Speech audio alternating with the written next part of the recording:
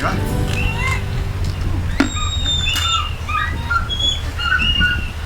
Officially giving its call there. Okay, let's say 4,000 years ago, if they were hunting with this bird, they know in straight flight they're not actually that fast. This bird, if you really gave it horns and was flying as fast as it could, in straight flight would probably do about 120, 130 k's an hour, which is fairly fast, but bearing in mind that your average duck or pigeon is probably capable of higher speeds, these birds have evolved to power dive. 3,000 years ago, the birds were also lazy.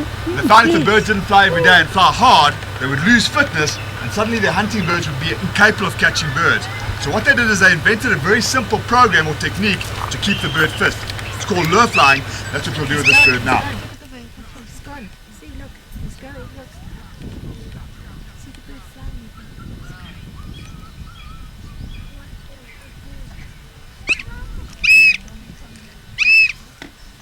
Fox is coming in close to 200 k's. There he goes. There we go. Straight away he misses, he throws up. You can't believe he's missed. Rolls straight over and in he comes again. Starts slowing down. After every pass, you'll see he actually throws up, almost like on a roller coaster. Turns the height into speed, looks over, just makes sure that he's missed. In the wild, male and female falcons would hunt together. The chances are if the one misses, the other one's right behind. And small birds have very little chance if they're caught out in open airspace. Don't stand up. I noticed quite a couple of you are actually ducking here. You don't really have to duck. He only hits about 3 or 4 people a week. For this week. So the law of averages are in your favour. Okay, now what we're actually doing, folks, is a game to him. He knows providing he flies hard enough, unlike in the wild, he catches the lure every single time. So basically by moderating the amount of food and the amount of exercise you can give him, you can force him to have a really aerobic workout every day, and he's basically quite happy to do it. And as a means of rehabilitation, if you've got a bird with an injured wing, this is one of the ways of actually assessing how fit and how well the bird can fly before you actually attempt to release it. It's a very, very effective tool. It dates back 3,500 years ago. We still haven't come up with a better way. Okay, he's had a bit of exercise now. Now for the fun part for him, it's time for his breakfast. We just throw the lure out, yours. So give it a quick smack, and there you go. You'll notice what he does now, folks. Once he's worked hard for his breakfast like that, we'll just bring him out where everyone can see him. Hold on there, wait, come on out here. Let's go. There we go. Obviously he's worked pretty hard. What he's now doing is a classic mantling position. He's spread his wings right out. He's just saying, listen here, it's my food, stay away. You see he's triangulating now, he's thinking about it. Here he comes. Low through the audience. Right as he can.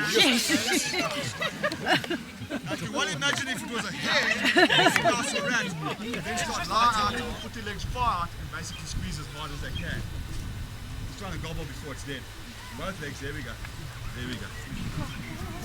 Now what he's actually doing, folks, while he's holding on, he's not just holding on, he's actually exerting pressure. And as he squeezes, those long back nails and front nails actually penetrate. So it's like taking 2 long needles and actually just tightening down. And that is in fact how our large eagles kill.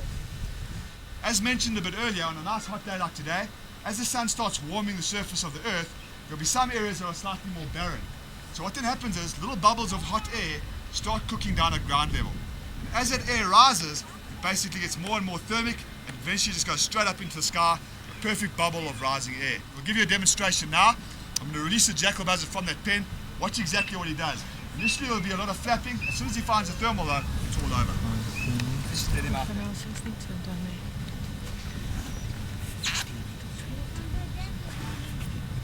Okay, still doing a bit of flapping at the moment. There he's into his first thermal.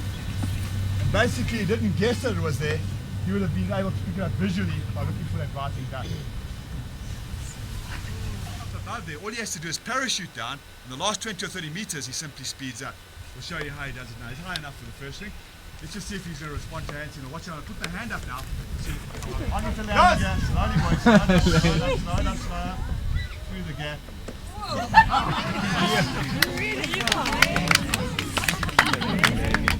Any other little boy or girl would like to call him? We're going to call him about 3 times just so he can get his crotch of food. There we go. Come across this side. We'll see if we can fly this way. You can see they're naturally quite nervous. They tend to look around. What he's doing is he's making sure there's no other birds of prey around him. Come on, let's go. There we go. There we go.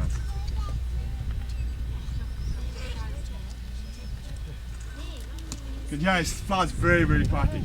Okay, we need one more little guy to call him. There we go. It's obviously not that stupid because you see he's been coming fairly quickly for relatively small sizes of chicken. Watch what happens now. He now knows it's time to go back. We'll get rid of the small pieces and take out a whole neck. So theoretically he should rush over here. Watch how difficult an owl can be when he wants to be. Okay folks, he's about 10 months old now. He's as big as he's going to get. He weighs about 4 kilos. There's a wingspan of just under 6 foot.